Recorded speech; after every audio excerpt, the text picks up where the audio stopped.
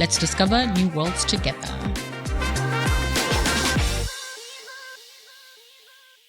Hello, book lovers. We are back for a brand new season of the Book Corner with me, Mich Atagana. Yeah, I am Mish. It's me.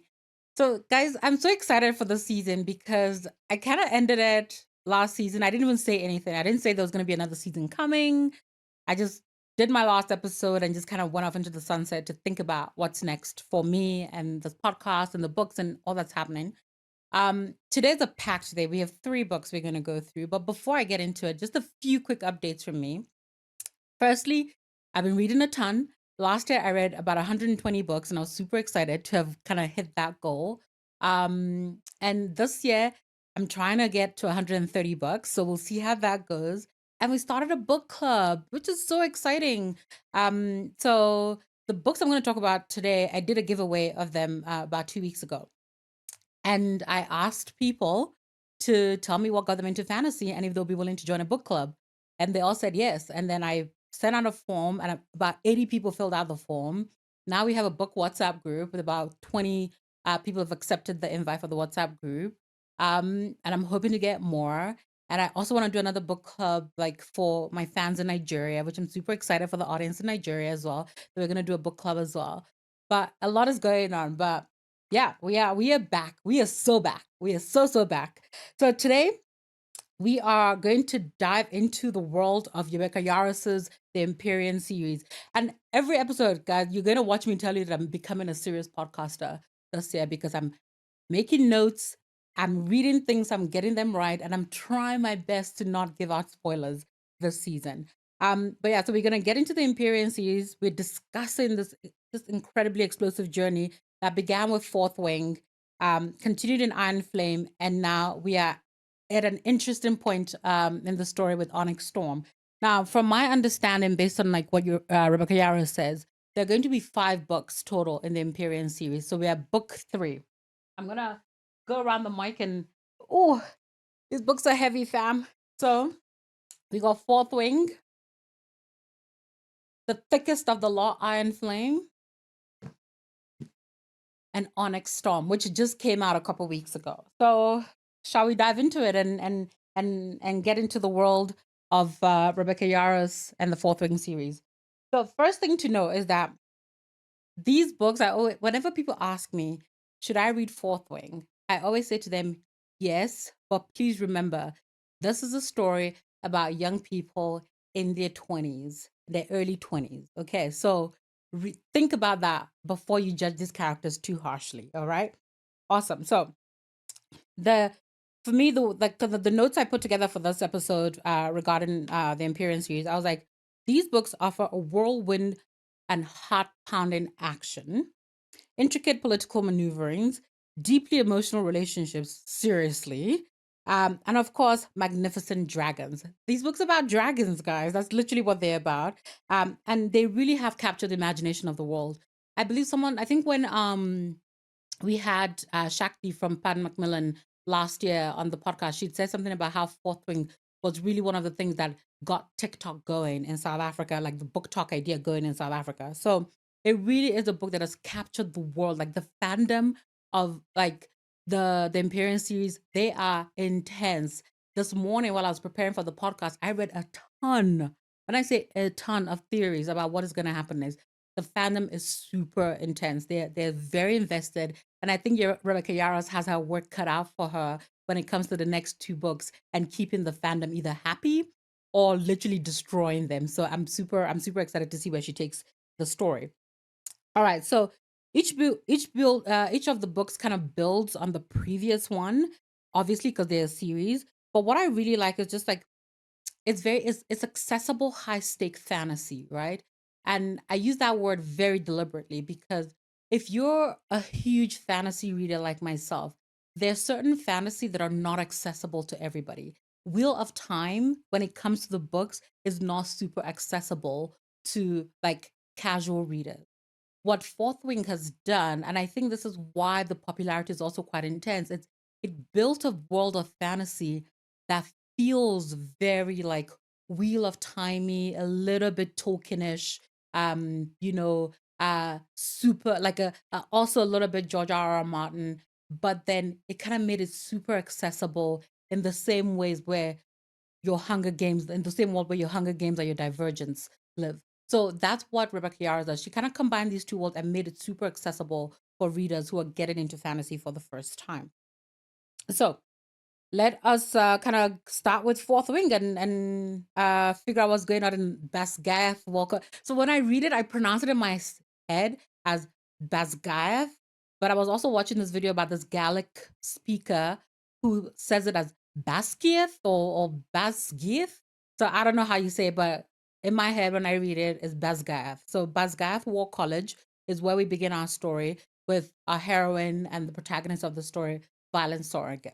Right. So in Fourth Wing, we introduced the Violet Sorrengail, a young woman who, against all odds, needs to cross this treacherous parapet to go into like this writer's quadrant of the school, literally this whole world. They call it the continent, right? They are bred for war. So you either become a scribe, which are people who work in the library, they collect history, they help like collect the stories and the strategy of these people.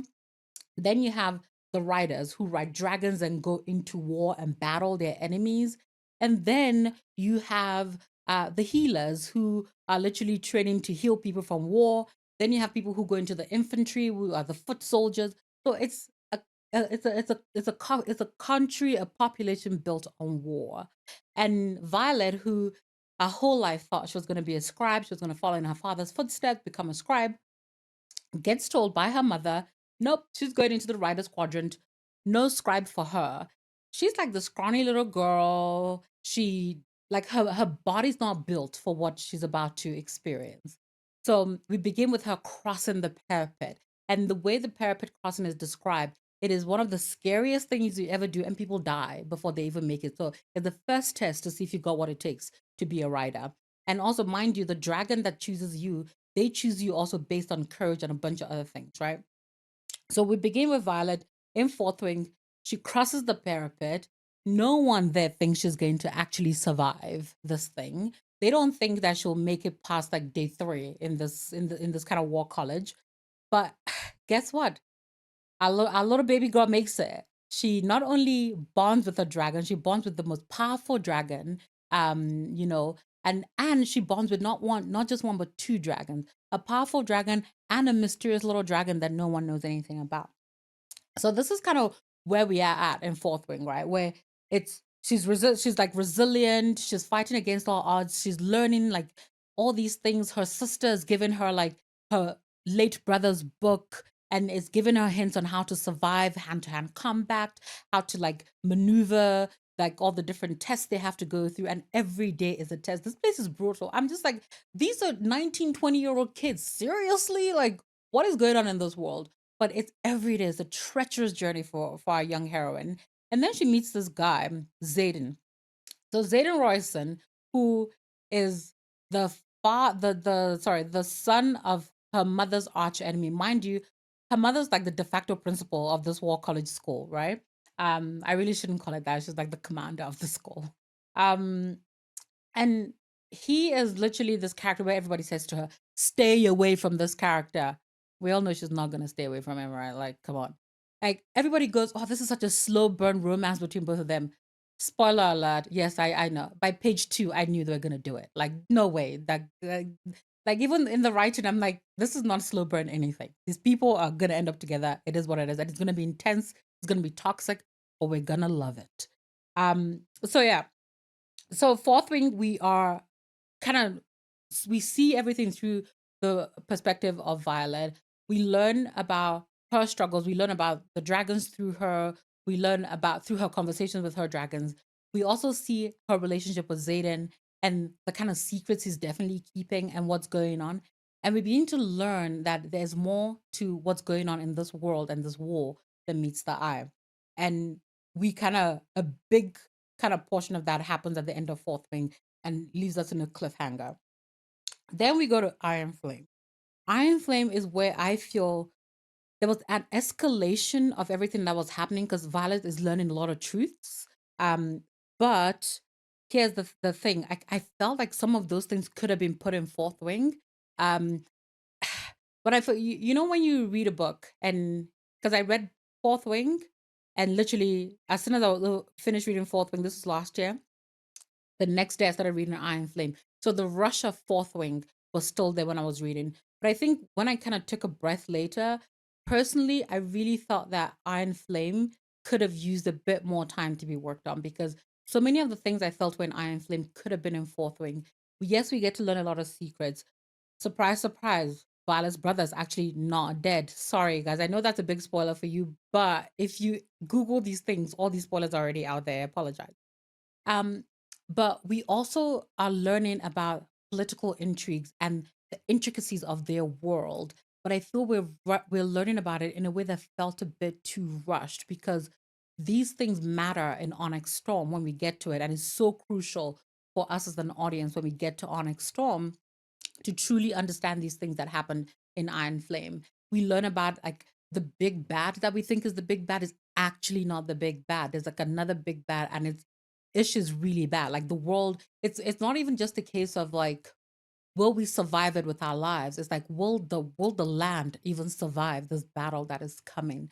Kind of conversation. And I really felt that I don't know if it was like Rebecca Yarros finished the book and said to her publishers, I want to go out with this book, or the publishers were like, the fandom needs this book ASAP. Either way, something just they I think as fans, we want to go give us the next book now, but it's also we will also wait for it. I think we could have waited for it. Because it literally the two books were published months apart. So yeah. So it was like you get into Iron Flame and it's like shit is falling everywhere. The sky is literally falling. We're all like running around. See, there's a new secret every week. Like Violet's power, which is like thunder, which we learned about, is like insanely unpredictable. And they all get magic from their dragon. It's like it's wild. And by the time you get to the end of Iron Flame, you're literally like panting for breath because too much has happened. You're not even sure if you understand half of it. Um, and then we get to Onyx Storm, which mind you, I literally finished reading Onyx Storm like a week or so ago. And I may still be in the rush of the book, but I feel like this is a much more measured book. It is we're back here with Violet. Things are still complicated. She's learning we learn a huge secret about her parents. We are trying to figure out the best way to move forward in this war. Enemies are uniting to fight a greater threat. We learned that her second dragon isn't what it actually seems. So now there's a quest to figure out, are there more dragons beyond the valley or beyond the veil within Basgiath? So there's all the stuff that's happening. And Violet, the scrawny little girl we met in book one, is now a leader, and she now has people are looking to her to decide what comes next. And for me, I love that in this book, yes, the war is the main focus, and the war is getting worse, and things are getting more intense. Is that we also begin to learn, like from a personal point of view, about the enemy just a little bit more. We're learning about Violet's father. We learn a lot about Violet's father in this book. We're trying to understand, like, did he know what was coming? And did he try to prepare his children for it? And how did he do that? There's so many questions and there's so many puzzles, and one person doesn't have all the pieces. The pieces are scattered all around. I also like that the world building really expands here because we move from just being at like Basgiath War College or going to like Zayden's like ancestral home. We also cross the sea to these new lands, right? And it's these lands where there's no magic. So the dragons like struggle in these places because without magic, their bond with their riders don't make sense. They don't connect. They can't even speak to their riders. And this is all in search for what they call the Irids, which are Andana, Violet's Violet's second dragon's breed. And it's so interesting, like the way, because when we meet these other dragons eventually, the way that they connect, or the way that they speak, or the way that they relate to the humans and other dragons is so different from what we're used to when it comes to the dragons that we know from Basgiath.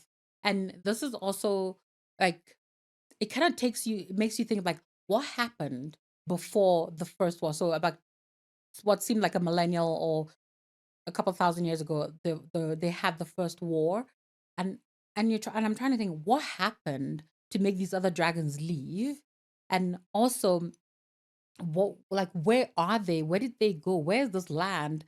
Where is it a place without magic, but they still have magic? They themselves are pure magic. There's so many questions that we get left with. We have like a big question mark around Zayden. We have a big question mark about his relationship with Violet. Which, guys, I love this couple, I really do, but it is so toxic. But then again, I'm like, these are 20-year-olds who, in their 20s, did not have one of those toxic relationships that you felt without it, your world will end. And this is something that I really quite thought was super interesting when it comes to like thinking about the characters, is like we really see the strengths and the weaknesses of this relationship in the story. But I also like that we begin to like allow Violet, almost like a stronger stance with where her friends are like, no, we're not going to accept that you're doing this. You need to bring us in the loop, and you need to keep us updated, and we are your friends. Yes, you may think you're in love with this guy, or you may be in love with this guy, but we're your friends, and we're gonna do things together. I really like that. I like that as well, that there are moments where she has that thought process of, am I doing what's best for everyone, or am I doing what's best for just me and this one person? Like, will I jeopardize the lives of everyone here for this one person, or am I going to be a grown up and actually do my job and make sure I protect the people I care about? And this is where I was talking to somebody about this, and I said to them, this is for me where Violet is a better and a stronger character than Bella Swan ever could be. Bella Swan did not have a selfless bone in her body. Twilight fans, come at me. I read those books a ton of times. I've watched those movies a ton of times. Violet is so Bella Swan is so selfish, where you see the same sort of emotional selfishness in Violet when it comes to this relationship, but she also listens when people say to her, are you going to choose your happiness, your person, over everything else? And if that's the case, what does that make you? And I like that she confronts that. She may not always make the right decision in that case, but I like that she confronts that. And she confronts it like a 20-year-old would, where be like, ooh, like, I really don't want to do this, but I really, really want to do this. So for me, I love that Rebecca Yarros gave her the opportunity to think about the fact that there are more lives than just one person's lives at stake when it comes to the way she's thinking. Um, I also kind of love the way we see the supporting characters grow. Riddick, oh my goodness, Riddick in this book is incredible. Like, I was just like, Rebecca, where have you been hiding Riddick? Because I really feel he shines in this book. That humor, just the way the story is told, is incredible. I love that Dane finally gets a little bit of a redemption arc going here. Well, actually, I think it's a decent redemption arc that Dane has going here. So we see some of those characters really develop, as well as well as our main characters. Like I said, the world building is expanded here. We get to see other parts of this planet world, not just the continent where our main characters are. We get to interact with other characters and how they view what's happening with our main characters and their world and the things like that. So I really, really like that. Um, guys, I told you, like, I put a specific note about the romance in this thing, right? And this is the note I wrote. I'm like, the romance between Violet and Zayden continues to be a driving force in this series. Onyx Storm explores the complexity of their relationship, testing their trust and their love. The emotional depth of their connection is palpable, and their struggles are relatable. The relationship is tested, and the reader is shown both the strengths and the weaknesses. However, I feel that there's way too much I don't know how to say toxic. Sorry. The relationship is way too toxic for people so young. However, it also, the intensity of war, a world driven by magic, and the connection of their dragons could add to this. But I love that Violet and Zayden at the end of the day try to choose what's best rather than what's best for them. So that for me, like I said, that's a really important thing. Um, so yeah, so at the core of the series, I feel is really a story about challenging the world you live in. It's about resilience, sacrifice, and it's also about a fight for the truth because everything that's happening in the story is really about a secret that was kept for a very long time, one, and then the revelation of that secret being kind of brought to everybody, and now no one is sure what to do. And also realizing that your leaders, the people who are supposed to protect and lead you, are actually, you know, ones who keep that secret to the detriment of your people and to build prejudice against another group. And secondly, they are betrayers. They are feeding information to the enemy, and they are helping you fight a battle they know you will lose because they want you to lose. So I really, really just kind of the political intrigue for me. I want to see more of that. I know this is classified as a romantasy, so the romance is a huge part of it. And Violet, and because we see everything from Violet's point of view, and the relationship between Violet and Xaden is key. But I really think that if book 4 and book 5 could really delve more into the political intrigues of the story, I would love that because it's such a it is good. The political intrigue is good. It is intense. It is, it is well thought out. It just needs to be explored a little bit more. The secrets about Violet and like all the stuff that's happened with her that we don't know, the secret her dad was keeping, the secret her mom was keeping, the possible secret her grandmother has, and the possible secret now her sister holds. It's all fun and we want to know all of that, but I want to see the political intrigues play out. I also want to learn a little bit more about the powers the dragon give people because Violet's power is like kind of is thunder related, and her dragon's name Tarnanach, which is Tarn, everyone calls him Tarn for short, um, means thunder, I believe in Gaelic. And all the dragons seem to their names seem to relate to the power of their riders, right? Based on just like this little TikTok video that I went into a rabbit hole over. However, they are not the first riders of their dragon, except for Andana and Violet. So Taryn had a previous rider. What was that rider's what are these different riders' powers, right? Because I think Taryn's previous rider was able to bring someone back from the dead. So it was a healer, but a healer that could bring someone back from the dead. But are these powers arbitrary?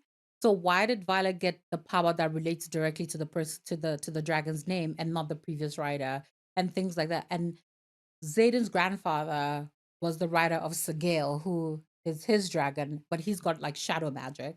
Did his grandfather have shadow magic? I'm so curious about just how all of that worked. I want to get deep into the lore of just like how those powers work and how they're connected and what, and it manifests based on need. So the need of the rider will be the thing that manifests. So Violet needed thunder at some point to like take down Jack Barlow. So that's what manifested, right? Zayden needed to be able to hide from people because there was a lot of prejudice about him and his people because they technically are descendants of the betrayers and, things like that, children of the betrayers. So they weren't really trusted and welcome. So he needed shadow power to hide. So I'm really curious about what are the different needs that people had that required their power, and how did the dragons decide between giving Violet thunder, giving the previous owner the power to heal, and you know what I mean? So I'm super curious about all of that. I really, really think that's interesting to explore. But yeah, some final thoughts. Fourth Wing, I thought super captivating. I love this. Like, guys, when I started reading this book, I'm like, I'm gonna be into this book heavy. So Fourth Wing was such a incredible book. Um, Iron Flame intensified things for sure, but I still think, like I said, I feel it was somewhat rushed. The pacing was so uneven. I don't know, like I said, I don't know if it was the publisher or the author who got this book out too quickly. It could have just benefited from just one more round of tightening and editing. But like I said, a worthy follow up to Fourth Wing. And then for me, I really think Onyx Storm just gave us a deep level of complexity in terms of the storytelling, character development, and Rebecca Yarros loves her secrets. So many secrets left undeciphered. So that's like super interesting for me.